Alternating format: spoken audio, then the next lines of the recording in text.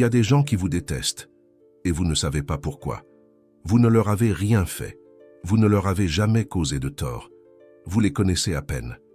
Mais quand ils sont près de vous, vous sentez leur hostilité, froide, inexplicable, presque palpable. Vous vous êtes demandé ce que vous aviez fait de mal. Vous avez passé en revue vos paroles, vos actions, votre comportement, et vous ne trouvez rien, parce qu'il n'y a rien à trouver. Le problème, ce n'est pas vous. Carl Jung a passé des décennies à étudier ce phénomène, et il a découvert quelque chose qui changera la façon dont vous voyez la haine irrationnelle. La haine sans raison apparente n'a presque jamais à voir avec la personne détestée. Elle a à voir avec celui qui déteste. Avant de continuer, si vous appréciez ce genre de contenu, qui vous protège et vous libère de culpabilités qui ne vous appartiennent pas, abonnez-vous maintenant. Ça ne coûte rien et ça m'aide à continuer à révéler ces vérités. Continuons. Aujourd'hui, je vais vous expliquer le mécanisme psychologique caché derrière la haine irrationnelle. Pas pour que vous excusiez ceux qui vous détestent, mais pour que vous arrêtiez de vous sentir coupable pour quelque chose qui n'est pas de votre responsabilité. Le premier mécanisme, la projection de l'ombre. C'est le concept le plus important de tout ce que Jung a enseigné sur la haine irrationnelle. L'ombre, c'est tout ce que nous rejetons en nous-mêmes, les désirs qui nous font honte, les défauts que nous ne voulons pas voir, les parties de nous que nous considérons inacceptables. Quand nous ne pouvons pas confronter notre propre ombre, nous la projetons sur les autres. Nous voyons en eux ce que nous ne pouvons pas voir en nous, et nous les détestons pour ça. Jung l'a expliqué avec une phrase qui devrait être écrite sur tous les murs. Tout ce qui nous irrite chez les autres peut nous mener à une compréhension de nous-mêmes. Quand quelqu'un vous déteste sans raison, il est probable qu'il voit en vous quelque chose qu'il déteste en lui-même. Ça peut être votre confiance, qui lui rappelle sa propre insécurité. Ça peut être votre liberté, qui lui rappelle les chaînes qu'il s'est lui-même mises. Ça peut être votre authenticité, qui lui rappelle le masque qu'il ne peut pas enlever. Ce n'est pas vous, c'est son miroir. Ce mécanisme est si puissant que Jung disait que nous pouvons apprendre davantage sur nous-mêmes en observant ceux que nous détestons qu'en observant ceux que nous aimons. Parce que la haine irrationnelle est une carte directe vers notre ombre.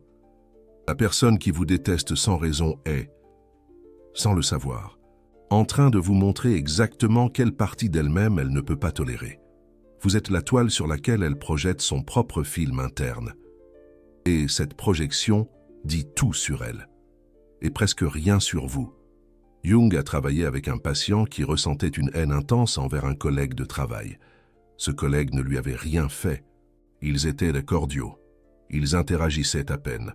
Mais chaque fois qu'il le voyait, le patient ressentait de la rage. Après des mois de thérapie, ils ont découvert la raison. Le collègue était tout ce que le patient désirait être, mais ne s'autorisait pas. Il était spontané, joyeux, libre. Le patient avait réprimé ses qualités en lui-même depuis l'enfance. Parce que sa famille les considérait inappropriées. La haine n'était pas envers le collègue. Elle était envers la partie de lui-même qu'il avait dû enterrer. Le collègue était simplement le miroir qui lui rappelait ce qu'il avait perdu. Le deuxième mécanisme, l'envie existentielle. Il y a un type d'envie qui va au-delà de vouloir ce que les autres ont. C'est une envie de l'existence même de l'autre. Jung l'appelait l'envie existentielle. On ne vous envie pas pour ce que vous avez. On vous envie pour ce que vous êtes, pour votre essence, pour votre manière d'exister dans le monde. Cette envie est particulièrement douloureuse parce qu'il n'y a rien que vous puissiez faire pour l'éliminer. Vous ne pouvez pas cesser d'être qui vous êtes, et tant que vous continuerez à être vous, vous continuerez à activer cette envie. Jung a observé que l'envie existentielle se déguise fréquemment en critique morale.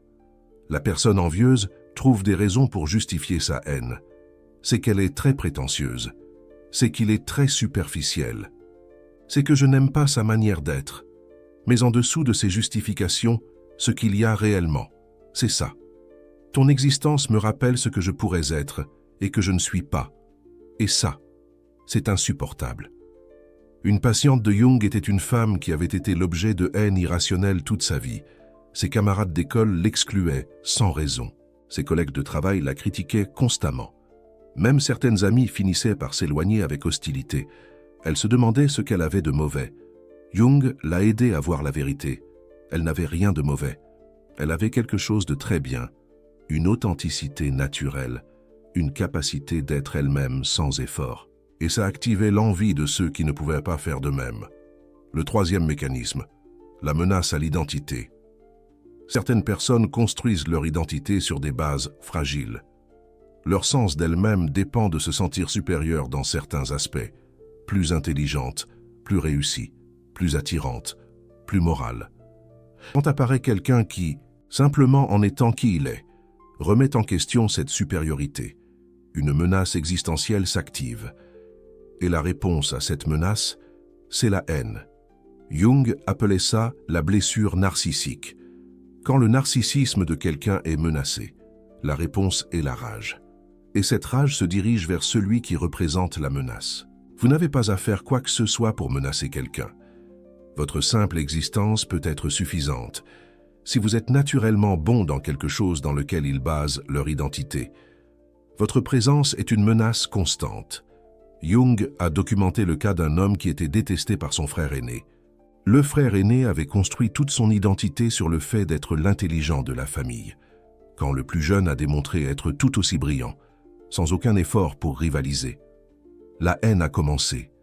Le plus jeune n'avait rien fait de mal. Il n'avait pas tenté de surpasser son frère. Il était simplement qui il était. Mais c'était suffisant pour activer le mécanisme de menace. Le quatrième mécanisme, le rappel du chemin non pris. Chaque fois que nous prenons une décision dans la vie, nous laissons d'autres options derrière nous. Jung comprenait que ces options ne disparaissent pas complètement. Elles vivent dans notre inconscient comme des possibilités non réalisées. Quand vous rencontrez quelqu'un qui représente le chemin que vous n'avez pas pris, un conflit interne s'active. Si cette personne paraît heureuse, réussie, épanouie, le conflit s'intensifie. Et une façon de résoudre ce conflit, c'est de détester celui qui représente ce que vous auriez pu être. Il est plus facile de détester celui qui vous rappelle votre décision que de remettre en question si vous avez pris la bonne décision. Jung travaillait avec une femme qui ressentait de l'hostilité inexplicable envers une ancienne camarade d'université. Toutes deux avaient commencé avec les mêmes rêves, mais la patiente avait choisi le chemin sûr, le travail stable, la vie prévisible. La camarade avait suivi ses rêves artistiques. 30 ans plus tard, chaque fois qu'elle voyait le succès de sa camarade sur les réseaux sociaux, elle ressentait de la rage. Ce n'était pas de la rage envers la camarade. C'était de la rage envers elle-même pour ne pas avoir pris le risque. Mais il était tellement plus facile de projeter cette rage vers l'extérieur que de la confronter internement. Le cinquième mécanisme, le transfert de conflits anciens. Carl Jung a observé que souvent, nous haïssons des personnes du présent, parce qu'elles nous rappellent quelqu'un du passé. Ce transfert se produit inconsciemment. Nous ne choisissons pas de le faire. Ça arrive simplement. Vous pouvez rappeler à quelqu'un un père abusif, un frère qui l'humiliait constamment, un ex qui l'a trahi. Et, sans savoir pourquoi, cette personne vous hait. Ce n'est pas vous. Vous êtes un symbole de quelqu'un d'autre. Ce transfert est particulièrement injuste, parce qu'il n'y a rien que vous puissiez faire pour le changer. Vous ne pouvez pas cesser de ressembler à la personne à laquelle vous ressemblez. Vous ne pouvez pas éviter d'activer ces souvenirs inconscients. Un patient de Jung ressentait une aversion inexplicable envers les femmes blondes. Ce n'était pas une aversion sexuelle. C'était de l'hostilité pure. Il lui a fallu des années de thérapie pour découvrir que sa mère, qui l'avait abandonné étant enfant, était blonde.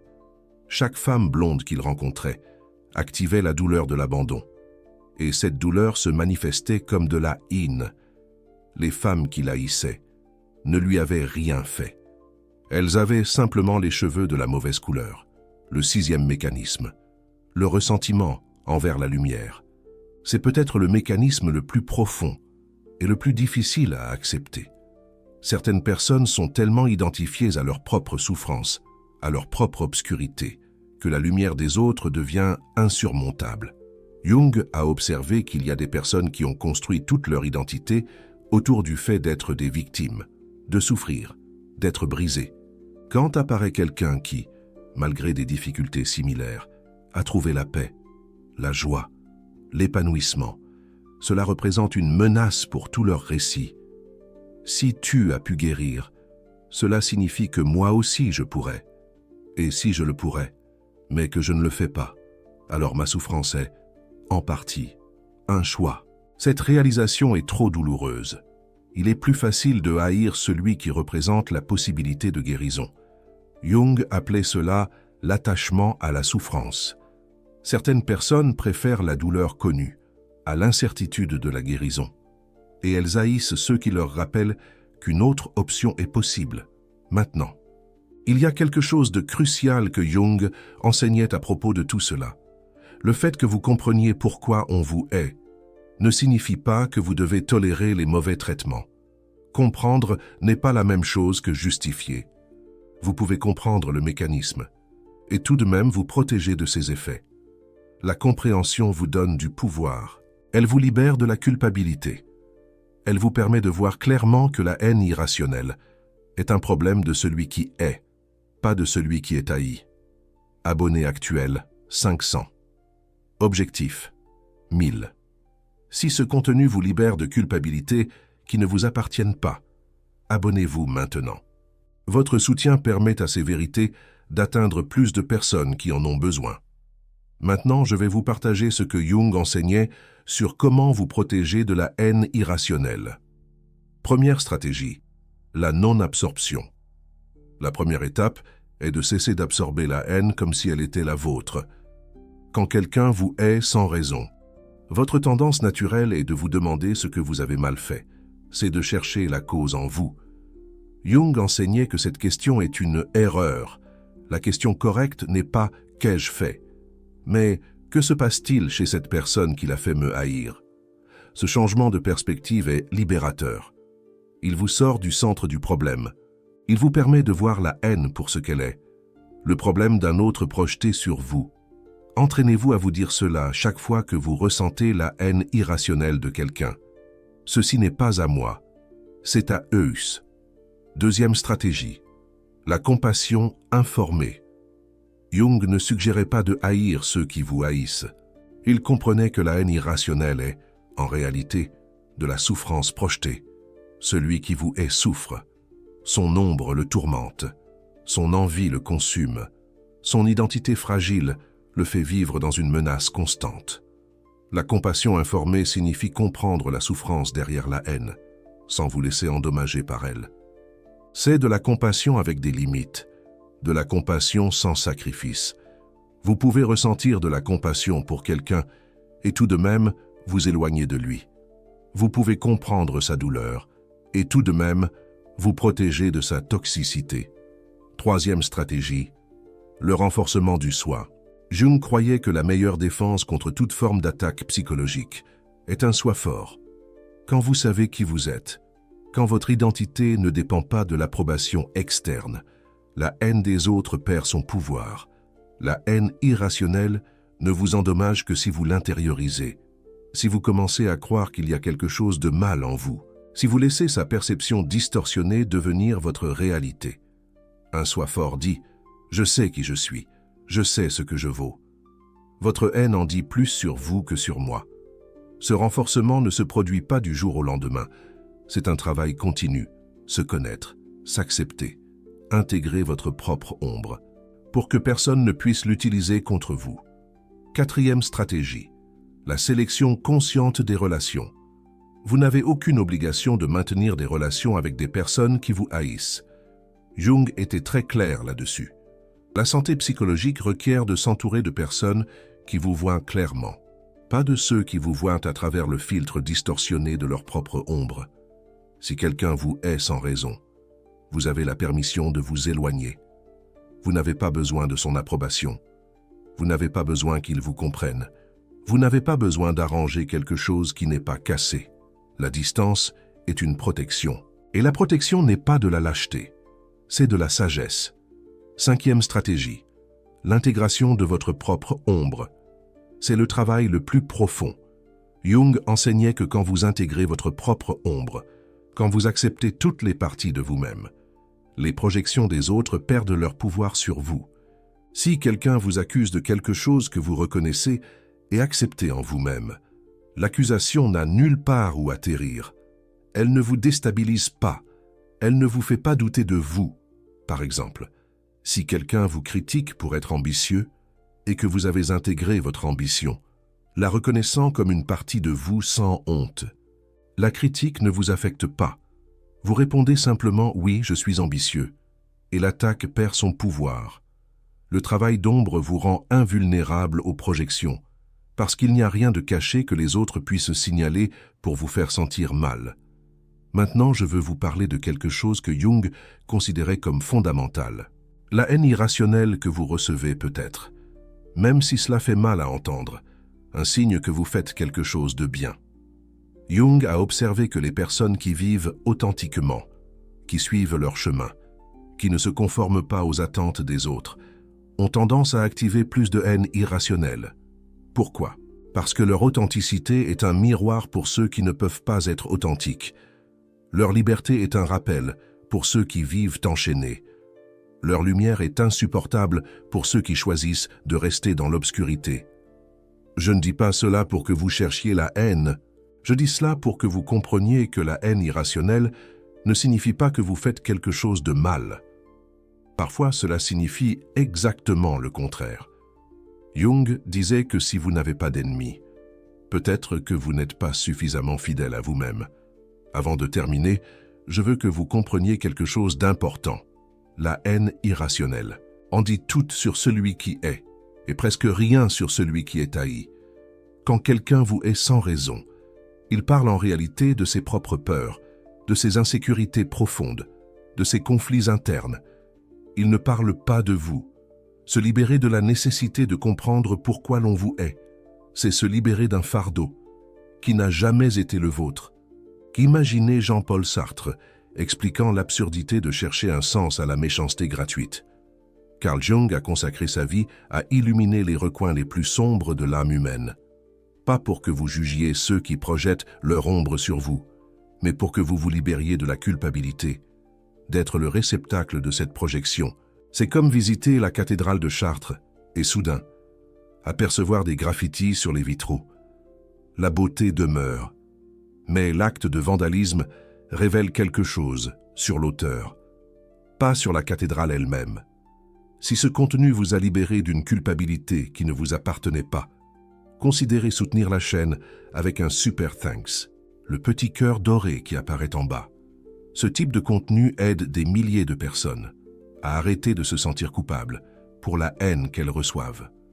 Pensez-y comme un acte de reconnaissance, un merci silencieux pour un éclairage nouveau. Rappelez-vous les 6 mécanismes: la projection de l'ombre, l'envie existentielle, la menace à l'identité, le rappel du chemin non emprunté, le transfert de conflits anciens et le ressentiment envers la lumière. Aucun d'eux n'est de votre responsabilité. Tous vivent dans celui qui est, et non dans celui qui est haï. C'est un peu comme le mythe de Narcisse. Il se noie en contemplant son reflet. Mais le problème n'est pas l'eau, c'est son obsession avec lui-même. Si vous êtes arrivé jusqu'ici, commentez le mot « libre ». Je veux savoir combien d'entre vous se libèrent enfin de la culpabilité d'être haï. Et si vous avez identifié lequel de ces mécanismes explique la haine que vous avez reçue, commentez le numéro. Nous allons voir quel est le plus commun parmi ceux qui regardent cette vidéo. On se retrouve dans la prochaine vidéo. Protégez votre paix intérieure. Arrêtez d'absorber ce qui ne vous appartient pas. Et rappelez-vous que la haine irrationnelle des autres n'a jamais été votre responsabilité. Pensez à Simone de Beauvoir, qui disait que l'existence précède l'essence. Vous êtes responsable de votre essence, pas des projections des autres.